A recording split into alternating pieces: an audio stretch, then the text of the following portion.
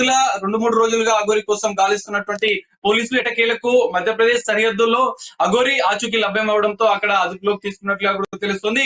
రేపు మధ్యాహ్నం వరకు కూడా అఘోరిని హైదరాబాద్ ముఖిలాకి పోలీస్ స్టేషన్ కు తరలిస్తామని చెప్తున్నారు. మరి అరెస్ట్ అనంతర పరిణామాలు ఉంటాయనేది చూడాలి. అల్లూరి శ్రీనివాస్ అలియాస్ అఘోరి నెక్స్ట్ ఏ విధంగా ముందుకు వెళ్తుంది, ఎందుకంటే ఇప్పటికే అనేక వివాదాలు మరికొంతమంది బాధితులు కూడా అఘోరి మోసం చేసినట్టు కూడా వెలుగులోకి వస్తున్న నేపథ్యంలో మరి ఇతర కేసుల విషయంలో కూడా అఘోరిని అదుపులోకి తీసుకుంటారా, ఈ కేసులోనే అఘోరిని రిమాండ్ తరలిస్తారనేది అఘోరిని హైదరాబాద్ కు తరలించిన అనంతరం మరికొన్ని కీలక పరిణామాలు కేసులో జరిగే అవకాశం అయితే మనకు కనిపిస్తుంది. సౌమ్య,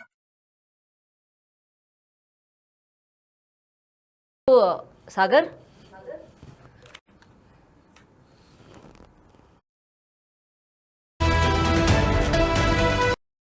అయితే బ్రేకింగ్ చూస్తున్నాం. ప్రెసెంట్ అఘోరి అరెస్ట్ అయినట్టు కూడా తెలుస్తుంది. ముఖ్యంగా తన పైన నమోదైన ఈ మోకిల పోలీస్ స్టేషన్ లో నమోదైన కేసు ఏవైతే ఉన్నాయో, ముఖ్యంగా పూజల పేరుతోని లక్షలు డబ్బులు తీసుకుందని చెప్పి గతంలో ఒక వ్యక్తి బాధితురాలు అనొచ్చు తను బయటకు వచ్చి కేసు పెట్టడం కూడా జరిగింది. అయితే ఈ కేసు పరంగానే తనని అరెస్ట్ చేసినట్టు కూడా తెలుస్తోంది.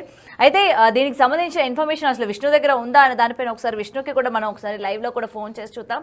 మరి తనని అరెస్ట్ చేసినట్టు ఏమైనా ఇన్ఫర్మేషన్ ఉందా, వర్షిని ఏమైనా వాళ్ళ పేరెంట్స్ కి ఏమైనా అప్పచెప్పే ప్రయత్నం ఏమైనా చేస్తారా అన్న దానిపైన కూడా ఒకసారి విష్ణుని అడిగి తెలుసుకుందాం.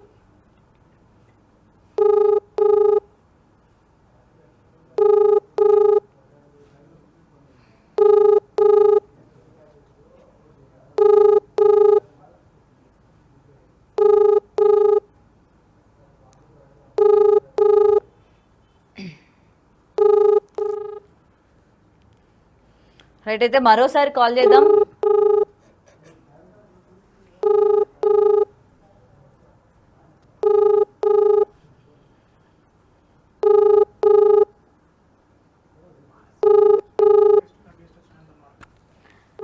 రైట్, అయితే విష్ణు కాల్ లిఫ్ట్ చేయట్లేదు. అండ్ మనతో పాటు లైవ్ లో జాయిన్ అవుతున్నారు బాలకృష్ణ గారు.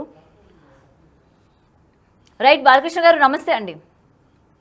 జన్మనిచ్చిన తల్లిదండ్రులకు నమస్కరిస్తూ విశ్వేశ్వర నా వాయిస్ వినిపిస్తుందా అండి మీకు? బ్రహ్మాండంగా. రైట్, బాలకృష్ణ గారు, అయితే ఏవైతే తన పూజలు ముఖ్యంగా శ్రీనివాస్ పూజలు చేస్తున్నాడు అని చెప్పి గతంలో తన పైన కేసులు నమోదు అవ్వడం కూడా జరిగింది. అయితే ఈ నేపథ్యంలోని తన్ని యూపీలో అరెస్ట్ చేసినట్టు కూడా తెలుస్తుంది. మీకు ఏమైనా సమాచారం అందిందా అండి? నాకైతే ఏం సమాచారం అందలేదమ్మా. నేనైతే ప్రస్తుతం హరిద్వార్ లో ఉన్నాను.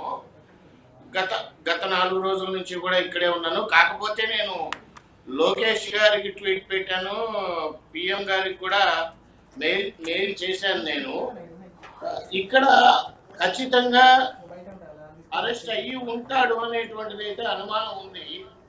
కాకపోతే ఇక్కడ నాకు కొన్ని ప్రశ్నలు, కొంతమంది మాట్లాడిన విధానాన్ని బట్టి చూస్తే ఆయన ఎవరో, టైం ఉందా అమ్మా, మాట్లాడచ్చా? మాట్లాడండి.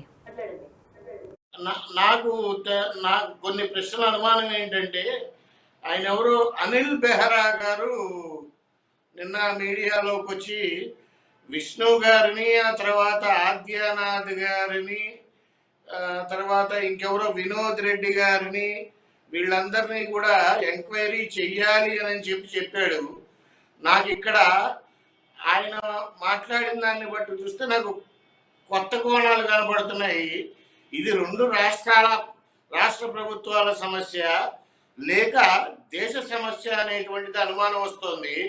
ఎందుకు వస్తుందంటే, ఫస్ట్లో వీడు అదేదో విశాఖపట్నంలో యోగి ప్రభాకర్ గారు, ఆయన యోగి కాదు ప్రభాకర్ గారు, ఆయన్ని తీసుకొని వెళ్ళి బ్లాక్ క్లాత్ కట్టి ఈయన హిమాలయాలలో తపస్సు చేశాడు, ఆయనకి లోకం పోకడలు తెలియదు, అంబరాన్నే వస్త్రంగా మలుచుకొని కట్టుకున్నాడు అని చెప్పి సొల్లంతా చెప్పాము, ఎవరితోనూ మాట్లాడలేము అన్నారు.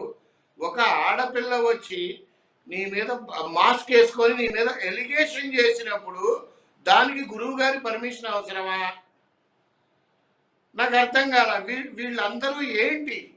వీళ్ళందరి మీద ఎంక్వైరీ చేయాలి.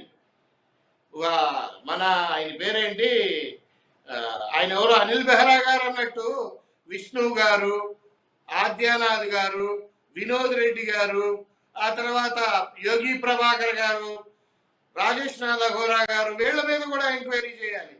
డబ్బు లావాదేవీలా ఇంకా ఏమైనా ఉన్నాయా, చాలా కూలంకషంగా ఇంటరాగేట్ చేయాల్సిన అవసరం ఎంతైనా ఉంది.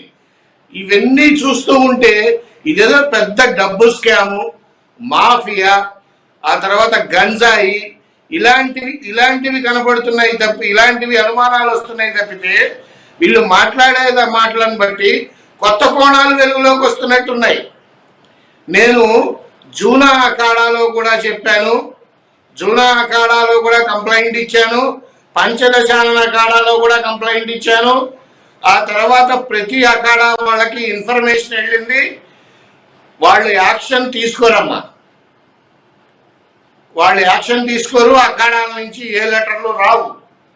కానీ వీడు అరెస్ట్ అవ్వడానికి ఖచ్చితంగా ఛాన్సెస్ అయితే ఉన్నాయని నేను గట్టిగా నమ్ముతున్నా. ఇకపోతే అసలు కంప్లీట్గా వీడి వెనకాల ఎవరున్నారు అనేటువంటిది కూడా ఇంకొకటి. అనిల్ బెహ్రా గారు ఎవరో ఒక ఇన్స్పెక్టర్ గారు కూడా ఉన్నారన్నట్టుగా చెప్పారు. ఎంతమంది ఉన్నారు ఇంకా?